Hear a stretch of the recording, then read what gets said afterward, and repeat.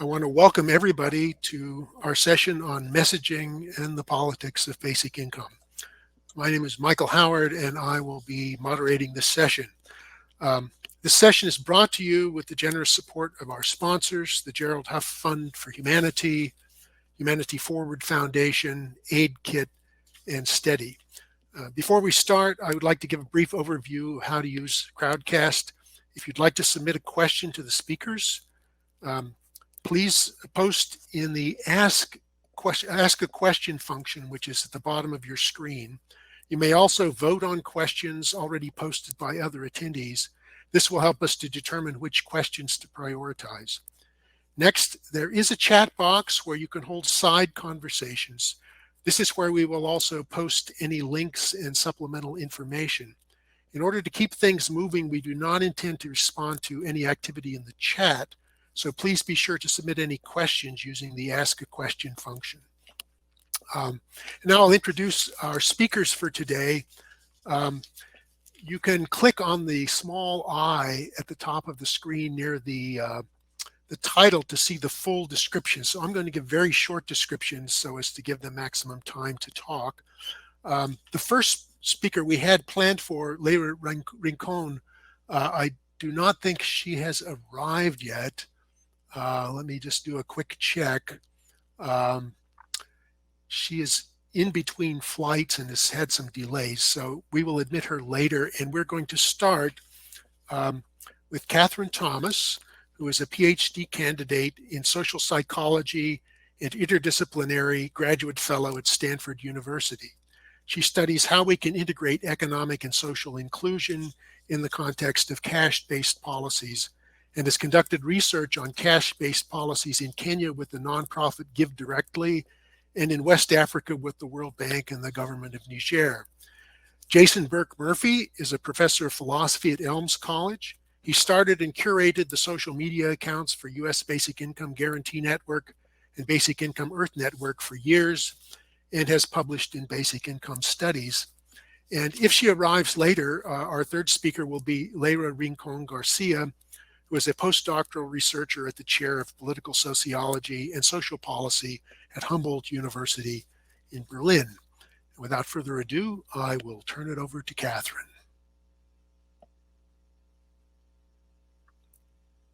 Sounds good. Hi, everyone. Actually, I'm getting some feedback. Is there any way to change that? Is it on my end, do you think? Just started. It sounds fine to you? For me. Okay. I'll try not to get tripped up by it. If you have a headset, that can help. Yeah, these little... I'll just proceed, though. Okay. Can you see my screen all right? Okay. So I'm Catherine, and I'll be sharing some research conducted with colleagues at Stanford on values-affirming framings of universal basic income. I'm sorry, I'm actually getting, it's very hard to do this with the feedback. Let me try to change my...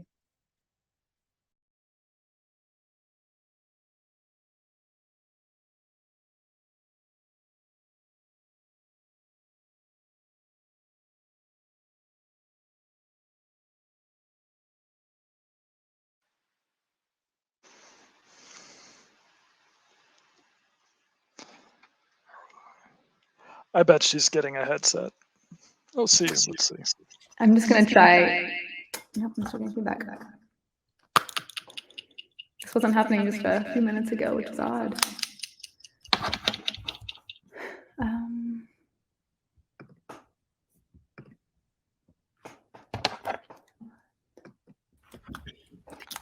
Like the same thing.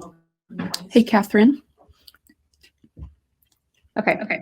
Nope. Still getting feedback. It may be an issue if you have more than one window open with Crowdcast. So That's it. Okay, great. Thank you. Got it? Perfect. Yes, that's it. Interesting. So sorry about that delay. Here we go. You sound fine now. Okay. Now we're all good. All right, so I'm Catherine Thomas. I'm coming from Stanford University, the Department of Psychology, and I'll be sharing some research conducted with colleagues on values-affirming framings of universal basic income policies. So today, as many of us know, UBI has been advocated for by liberal groups, mostly as a means to combat rising inequality and persistent poverty. So beyond those economic effects, it's also been positioned as a tool for social inclusion, with its emphasis on universality. So UBI has been advocated for as a way to change the conversation about recipients of government assistance, in particular to combat the stereotyping and marginalization of this group. So these goals largely reflect liberal values. And on the ground, when you ask people whether UBI reflects their values, liberals are likely to say things like, yes, I support it because I believe that every human is deserving of a home and food and clothing. The bare necessities are human rights, and it's the government's job to make sure those needs are met. On the other hand, conservatives are on average opposed, and they might oppose that by saying things like, I think we should not depend on the government to take care of our needs, but instead should work for ourselves to do it. If they are supportive, they might say something like the following reason. If there's going to be high redistribution, it's better to do it efficiently and maximize individual responsibility. Now, these responses actually reflect different values of these two political parties. Psychologists find that liberals and conservatives have different moral foundations or value sets. Liberals put a priority on care for vulnerable populations, fairness, and those align with concerns of human rights and justice, as well as social freedom. Conservatives, on the other hand, prioritize loyalty to their in-group, respect for authority, sanctity or religious purity, and economic freedom. So in a series of studies, we wanted to see if we could better engage conservatives in considering this policy by showing how it can meet a core conservative moral foundation. In fact, one that Milton Friedman touched upon when advocating for a similar policy. And that's liberty or individual financial freedom. So here we're building on this literature of moral reframing, which finds that an effective tool for increasing bipartisanship, particularly in policy support, is to frame policies in terms of the moral foundations of the respective parties. In addition to values, another barrier to the support of redistributive policies like UBI is prejudicial views against recipients of assistance and negative stereotypes. So we wanted to see if we could use moral reframing to address these two twin goals of increasing partisanship and support and combating welfare-related prejudice. So what we do is, in an online experiment, we present both liberals and conservatives with 3 different passages about a basic income policy. The first was our control condition. It just described the policy details. Part of it read, the basic income policy would streamline many government programs and provide a single efficient monthly payment to all citizens sufficient to cover basic needs. Now, the next 2 framings add to those basic details, values-based framings. The next reads, the goal of the Social Security for All policy is to protect Americans and their families against financial shocks, such as job losses, and to provide safe and secure communities. So this reflects the liberal moral foundation of concern for vulnerable groups, care for vulnerable groups. And then the next was one that was based in the more conservative value of economic freedom. So this said the goal of the financial freedom policy is to get the government out of deciding which services are available and to enable individuals to decide for themselves how to best meet their needs. So let's see how these different framings affect policy support. First, we look at liberals. We find that liberals support the policy pretty much regardless of the framing. They show high levels of support, and they also report high levels of what we call moral fit, meaning they think that this policy reflects their values, their moral foundations. And this is equivalent across framings as well. In the control condition, as we might expect, conservatives show moderate levels of opposition to the policy details alone.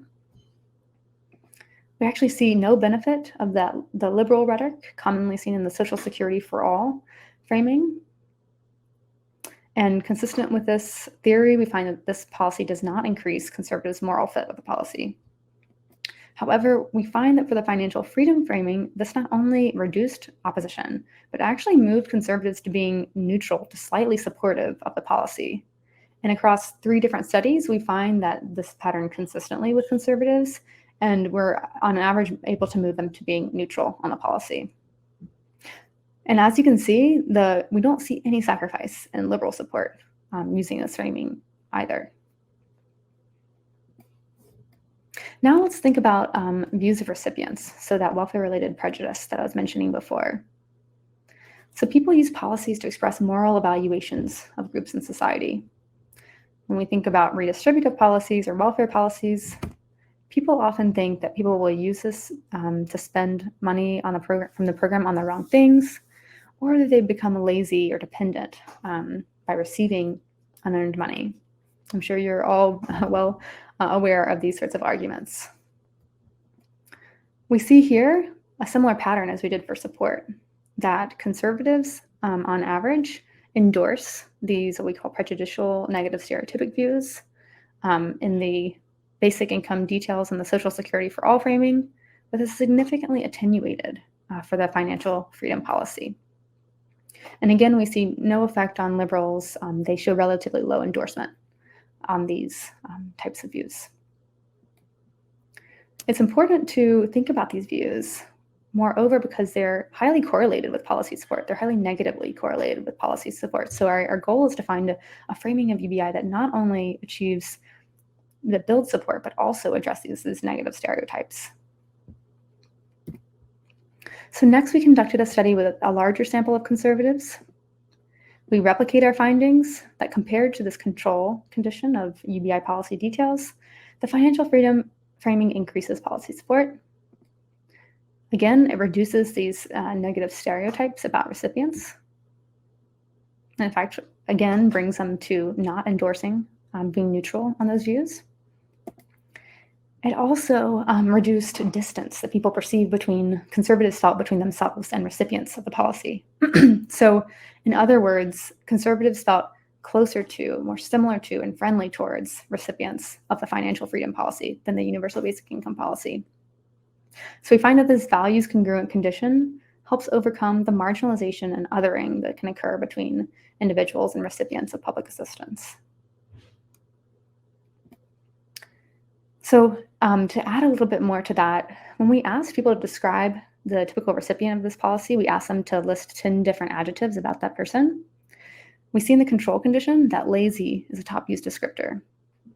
And as you might expect, it's followed by hardworking, but then it's followed, and after that, it comes a series of negative descriptors, such as unmotivated, poor, uneducated, kind is one positive one, but then selfish. You can see this word cloud of those on the right. However, in the financial freedom condition, we actually see that the hardworking is now number 1, the top used descriptor. And actually, that is one of the top descriptors that Americans in general use to describe themselves as hardworking. So lazy moves to number 2. And then we see a series of positive attributes: kind, caring, honest, and smart. And overall, across all the adjectives used to describe the typical recipients, we see that in the financial freedom condition, the sentiment is positive on average, and in the control condition, it's a negative on average. So in this time of political polarization, I think this takeaway of this research is that the idea of UBI is not enough.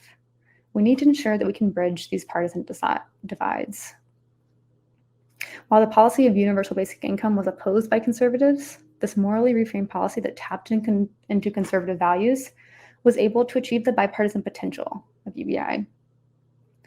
And then secondly, we find that the idea of universality may be insufficient to create social change around narratives of recipients.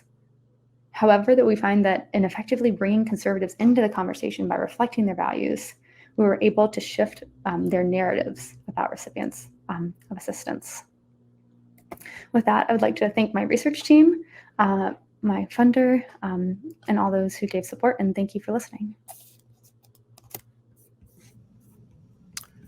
Thank you, Catherine. That was really interesting. And now I'm going to turn it over to Jason. I'm interested. This dovetails really well with what of course, you're actually researching and polling, and I confess I am speculating and using a lot of anecdotal evidence. Let me do my share screen dealio here, and let me get to the tab. But it's nice to see it dovetail as well as it does. Can you all see it? My slides are entirely decorative, so I don't know how important they are, but can you all still see and hear me? Yeah. Okay, just making sure. Please forgive this kind of dopey title. I'm worried people are worried I was going to play guitar because you sometimes sometimes words have two meanings.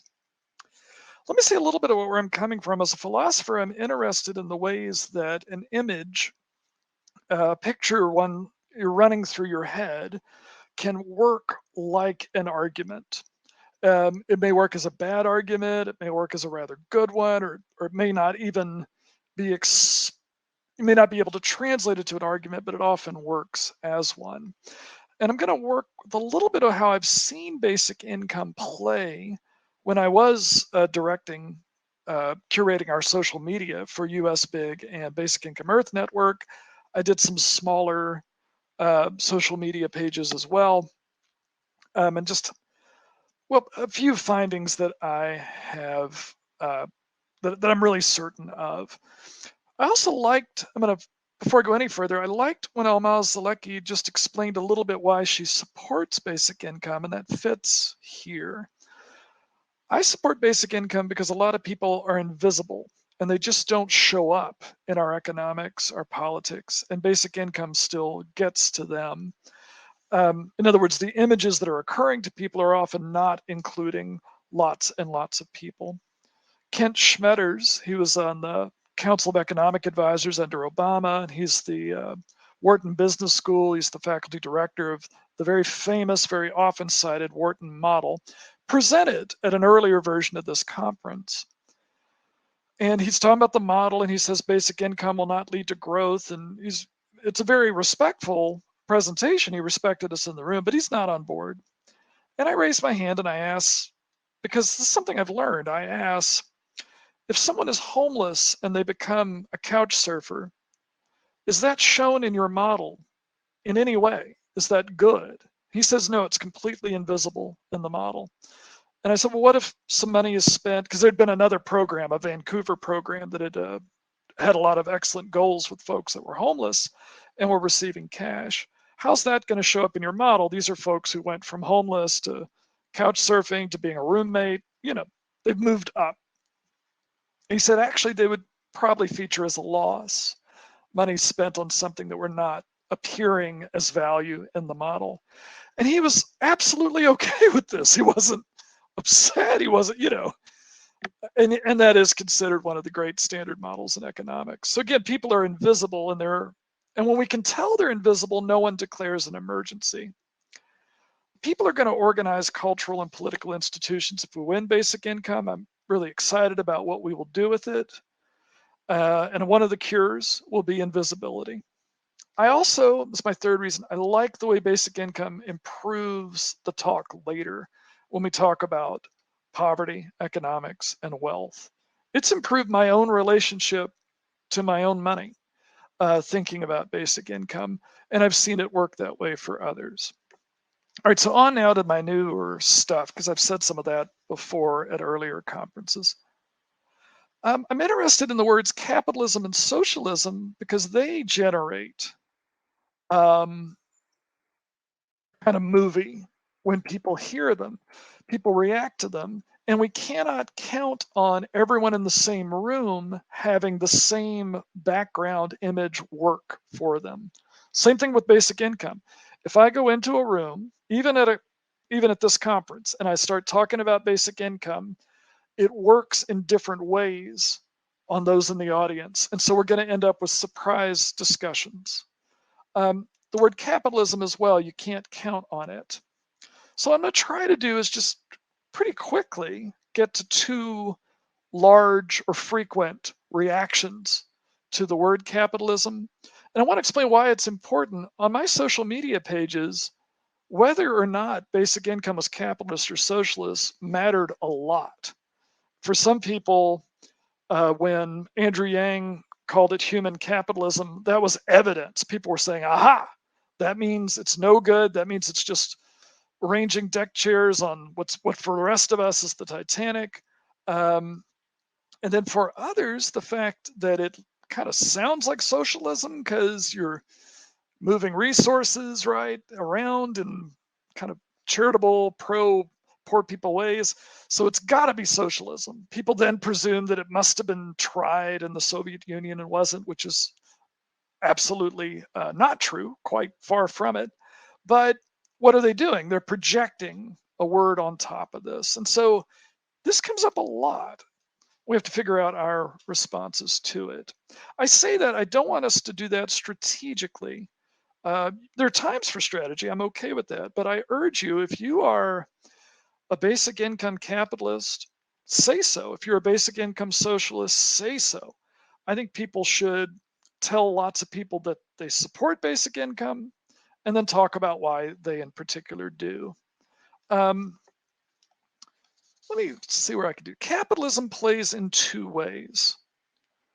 For some people, it's markets, and for some people, it's class dominance. So when someone tells you they're pro-capitalist or anti-capitalist, you got to ask them, what do you mean? Andrew Yang complained a lot about plutocracy. I'm not here to campaign for him, right? I'm just giving him as an example. And in fact, he utterly thought one of our main problems, he had kind of a Robert Reich, kind of Sanders view of what is happening, right? We've concentrated too much power in the hands of too few people. It's a big, big problem. So he wasn't saying, I like basic income because it's going to help wealthy people hold on to their dominance. He knew they would fight it, and well, they did. He saw them do it. If capitalism means markets, just know a large percentage of people who hear from you are not going to hear markets. They're going to hear rule by the wealthy. The word capitalism used to be a bad word. Jeff Nunberg for NPR wrote about this. The people used to use the word free enterprise because capitalism promoted an image of bloated plutocrats and workers bent over their machines and strike breakers and things like that. And so free enterprise was the word that they chose to use. Capitalism got revived. Warren Buffett at a stockholding meeting hands out buttons that say, I'm a capitalist. He's trying to rehabilitate that term. I don't know what it means for him, by the way. Markets are ruled by the wealthy. Carl Wiederquist calls basic income capitalism where no one starts at zero. But one of the main problems in the world he sees is that so much resources are owned by so few, right? In fact, the ability of somebody who owns resources to dominate anyone else is the central moral target in his political philosophy. So we could get really confused if we see the word capitalism and market or capitalism as class domination as synonymous. They're not the same thing. In fact, our markets are ruined by class domination. I would refer you to the Economic Security Project's recent paper on the baby formula crisis. It's entirely because only 4 companies were making baby formula, and they were, it was all set up later for the crisis that we had. And lots of their customers lacked cash, right? These are 2 problems. The basic income could probably help both of them, but also some trust busting, right? Some counter wealth public activism is also going to be important. Now, who in the world gets out there and says, I support the rule of the wealthy? That is rare.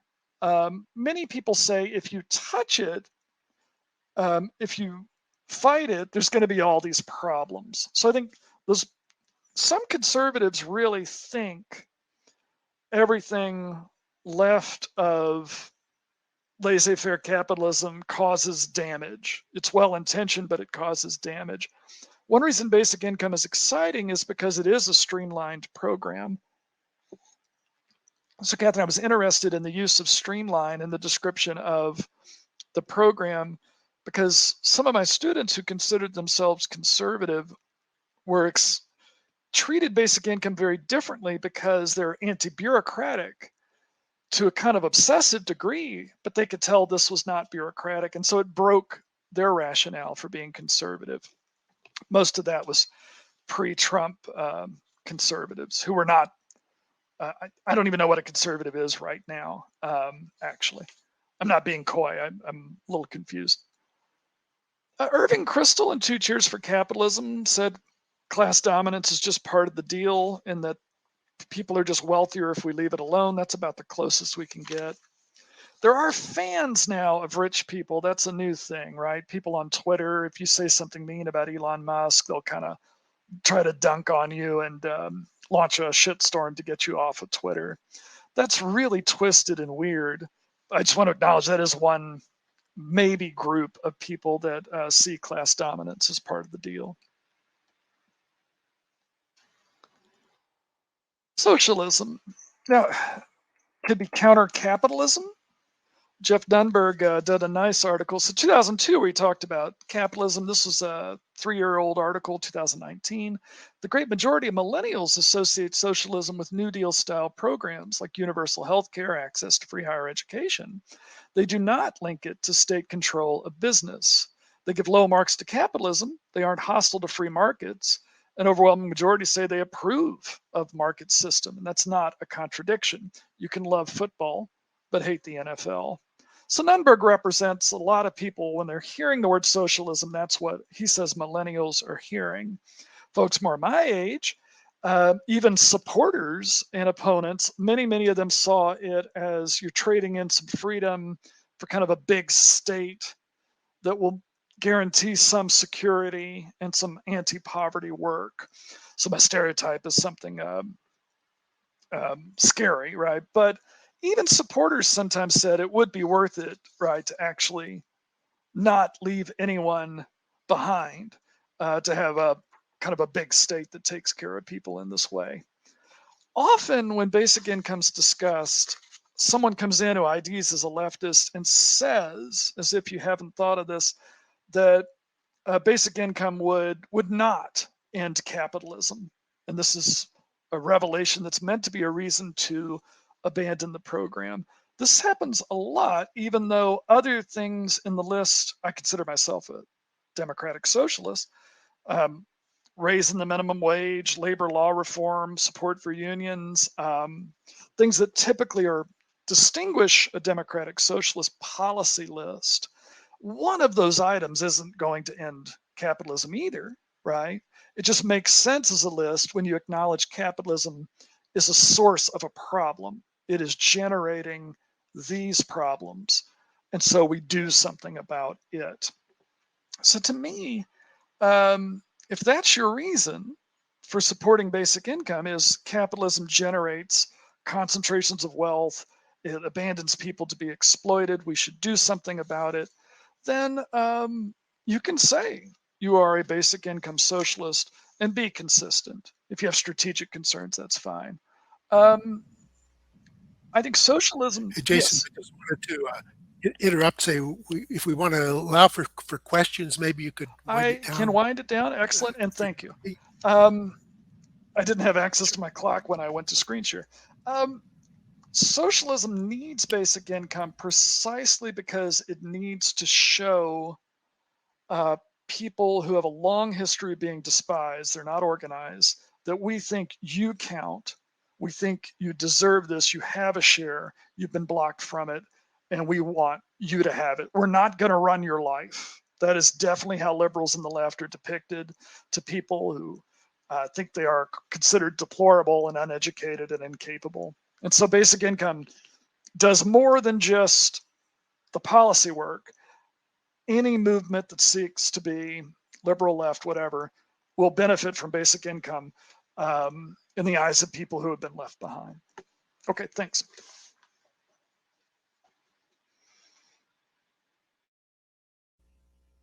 Great, thank you, Jason. And I'm going to turn to the first question from the audience, from Alan, who asks, it seems the dividing line between conservatives and liberals would be whether basic income is combined with getting rid of the rest of our social safety net. Liberals don't want that, conservatives do. Comment? Maybe Catherine comment first on that. Yeah, I can start off. I think that in part depends on which safety nets we're talking about. Since running that initial study, I think I started running that in 2017, since I've done multiple other studies on it. But since then, it's become increasingly apparent to me that we need kind of a Swiss cheese model of a safety net. We need to have kind of multiple, it's a term that they use in healthcare to make sure that no one falls through the cracks, that you need to have multiple points at which someone will be caught. And that getting rid of all safety nets, if you kind of combine all programs into one, that's actually much easier to revoke, to remove in one fell swoop and completely eradicate the safety net. So I agree that, I guess my views on this have changed a bit. I think there must be some middle ground where we do get rid of paternalistic and patronizing sorts of conditionalities that we put on things like food stamps, WIC, and other safety net policies that make them look more like universal basic income, or we combine them with universal basic income, make things look more like the EITC, the child tax credit, but also make sure that we have several programs that are less bureaucratic, because to kind of satisfy both parties. I think recipients also want programs that are less bureaucratic, so they would be probably aligned with conservatives on that front. So I think that there must be a middle ground there. We are at a moment where, the word liberal, very few people adopt that word for themselves. I'm curious how that played when you polled, right? Biden won't use it, Bernie won't use it, so I think it can be hard to know the label that people take on. And conservative is really getting harder to nail down, right? Mm-hmm. I could describe a Romney worldview, but it seems at the moment to be just kind of hating liberals. I hate to be that crude about it, right? I'm picking up the intellectuals they're sending me to. I'm told to read Rod Dreher. I'm told to read Patrick Deneen, and that's what I'm getting, right? So when I'm told to read the intellectual stuff, they're like really weird, angry stuff about drag queen reading stuff at libraries. So it's a real weird, I don't know, at the moment, I don't know how to pin it down. It's not like, say, the Hoover Institute, your neighborhood, right, and Stanford, right? I can kind of figure out Thomas Sowell's worldview, disagree with it, but I can read it and be maybe, and sometimes be informed by it. I also want to be real clear. I think the idea that basic income replaces something else politically, I think that is harder. That's going to be harder to get done than getting something small that doesn't replace anything else. So Rashida Tlaib's just keeping the child tax credit, the Eliminate or End Child Poverty Act is easier to pass than something that once you say, because really good people care about other people. And if you think someone is going to lose SSI, you're like, well, okay, I don't need to receive this program if so-and-so is going to lose their coverage. So that's how it's, the word streamlining and these other words, one of the images that occurs to people in basic income, people either presume everything gets cut and then they're opposed to it, or they presume it's more expensive than it is. Those are two of the really difficult movies in the background that we're having to work with right now. Moving on to a second question from Peter Knight. Andrew Yang chose the word freedom dividend for his UBI after doing some focus group studies. He got a lot of support from 2016 Trump voters. This seems consistent with Catherine's findings. Interestingly, UBI is one of the 6 core principles of the Forward Party, but did not include it in the platform planks. He told me that that was because the priority was political electoral system reforms. So UBI might keep some away from the movement. Please comment. We actually shared our findings with the Yang team who was doing focus groups back in 2017. And I was happy to see kind of converging evidence on that. I can't really respond to this question. I think it actually does probably go to it being a very divisive issue being conflated with socialism. And I mean, that would be my take at least. I remember I had a UBI sticker that I put on my car in 2017 at one of the kind of earlier economic security conferences. And when we went to Florida around the time of the Trump election, someone literally scribbled in red writing across the sticker socialism. And if you look at the comment box where I say, do you have anything else to share at the end of my studies? People often write communism or socialism, just apropos of nothing. So I would guess that it's just kind of distracting. But I think in a way it's going to happen no matter what. Once it becomes a well-known live issue, right? So, in other words, as millennials are saying, yeah, it might be socialist. Is it good? Is it bad? Right? For them, that's no longer. In fact, it sounds pretty good to them. But I think we have to kind of own that fight. You know, the other, as far as Yang moved from absolutely unknown. I have an interview with him if you want to look for it on USBIG's website. And he was virtually unknown when I interviewed him. And basic income's such a powerful idea, it moved him up. And he talked about that. He said, no one's ever heard of me. Basic income is what changed that. I'm alarmed to hear that he's thinking it gets in the way of his next thing. I did do some work with third parties trying to get ballot access and things like that in the past. So I hope he doesn't do it, because you'll do a tremendous amount of work that disappears. But I think that's a side. I don't want to get lost in that issue. But yeah. I think, by the way, particularly salient right now, I'm using words like united front. I've got really old words in mind right now to describe America, using European terms about unifying to stop the right, who I think wants most people at this conference dead. I have a question now from Tis Lenin. I have a question for Catherine. Great presentation, by the way. Do you think it is likely that these moral framings will affect conservative voters' support for basic income when they come from people who are not, quote, their conservative politicians? Do you also examine how results change when you vary, quote, the messenger? I don't. It's a great question. I will point you to, however, Rob Willer is a sociologist at Stanford and he's the one who's really brought this moral reframing literature to light. And he did one study where he varied how extreme politicians were perceived to be on the right and the left. So in terms of, for instance, the scope of the policies, the budgets that they would take for healthcare, for workers' rights, et cetera. And then they kind of cross that with moral reframing. And they found that the extremity of the views of the politicians was less important than whether they were endorsing the moral foundation endorsed by the opposite party. So in fact, you can make Bernie Sanders look more like Biden with moral reframing. So it doesn't exactly answer the question, but it does suggest that moral reframing is quite powerful, even despite kind of the extremity of political platforms.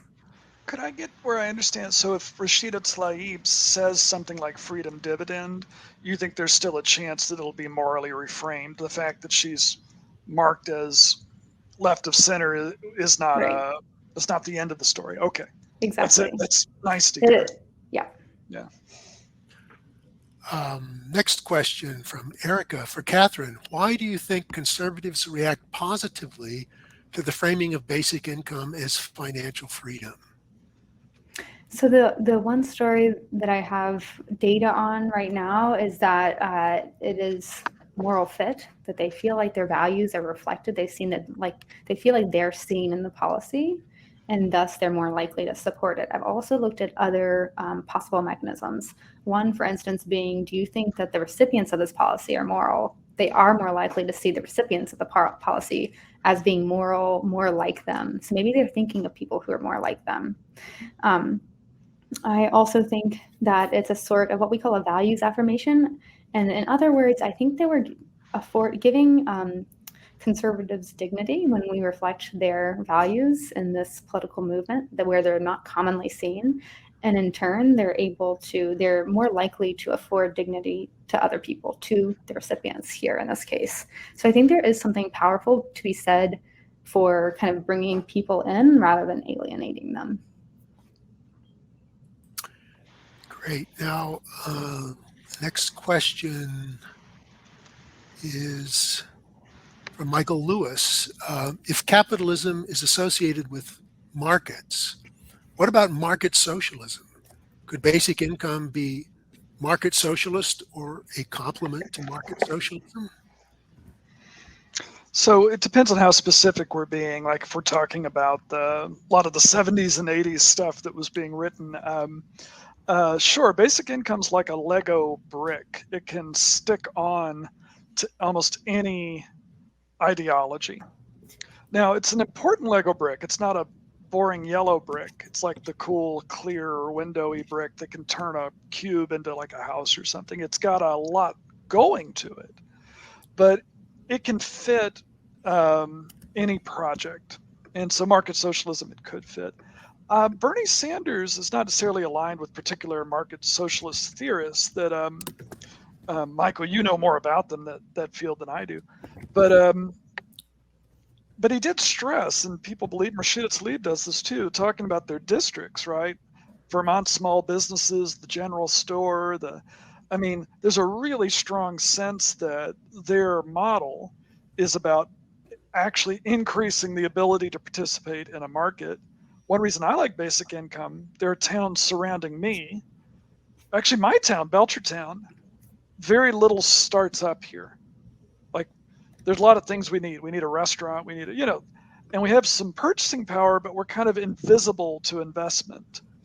It's worse in Ware, Ludlow, these are towns nearby where things just aren't starting up. And if income went up $1,000 a month, it would, right? And whatever that brings, right, that's whatever markets do, they're going to go places they aren't going now. If we had $1 million, you probably wouldn't invest it in my town. You'd probably invest it in Northampton, Boston, Newton, somewhere like that.